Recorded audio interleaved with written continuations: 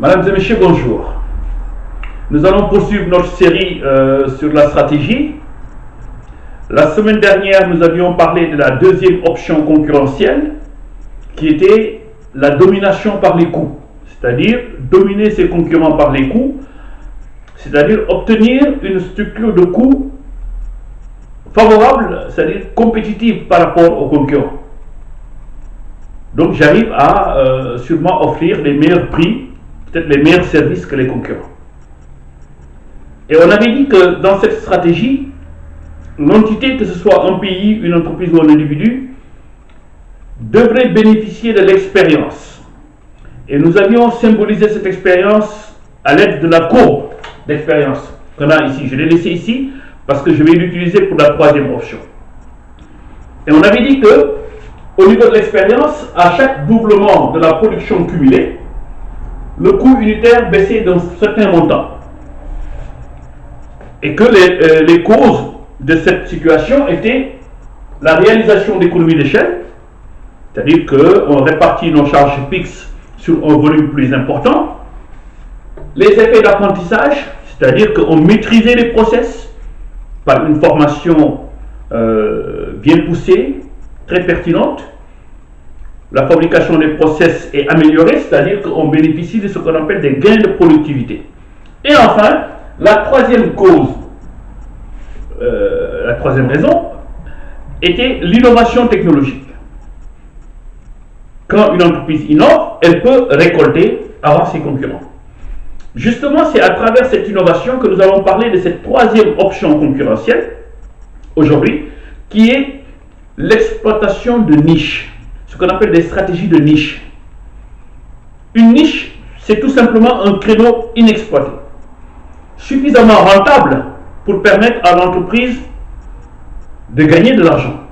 Tout simplement. Gagner de l'argent, ça veut dire récolter, sûrement essayer de devancer les concurrents. Que fait une entreprise qui innove? Si on regarde bien la courbe d'expérience, on peut se dire que si jamais l'entreprise qui innove se déplace comme ça, c'est dangereux parce que on se rend compte que s'il y a un doublement de la production, par exemple une production cumulée 3, on se rend compte que les coûts unitaires augmentent. Hein? Si on base 0 à les coûts unitaires, prix unitaire 3, donc c'est pas intéressant de se déplacer. C'est peut-être que l'innovation n'est pas en phase avec les exigences du marché. Alors, l'entreprise qui innove, si elle se déplace sous la courbe d'expérience, on peut se rendre compte que ça peut être intéressant. Par exemple, si on se met ici, production cumulée 3, on se rend compte que le prix unitaire ici, 4, va baisser pour l'entreprise qui innove. Donc, cette niche peut être rentable.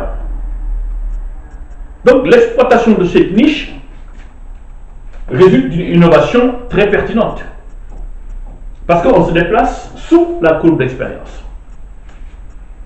Donc, c'est très important de rechercher cette rentabilité à travers la manière dont j'innove.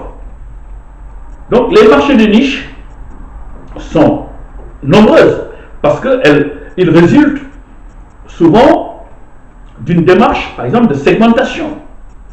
On segmente, ça veut dire on découpe le marché en catégories homogènes de telle manière qu'on puisse identifier un segment non servi ou mal servi. Ça peut être dans le domaine au niveau des jeunes, au niveau des seniors, au niveau de toutes les catégories qu'on peut avoir, au niveau des variables de contrôle dans une segmentation. On verra ça plus tard dans les stratégies fonctionnelles. Donc c'est important de rechercher cette forme de niche en développant une stratégie de segmentation très importante. Mais aussi, surtout en effet, positionnement. Ça veut dire que le positionnement, on verra que ça va être la perception que les clients vont avoir de vos offres. Donc on peut se retrouver dans cette dimension de niche qui est aussi très importante à considérer. Nous verrons la semaine prochaine ce que nous appelons les stratégies fonctionnelles, qui est le troisième niveau de stratégie. Je vous remercie.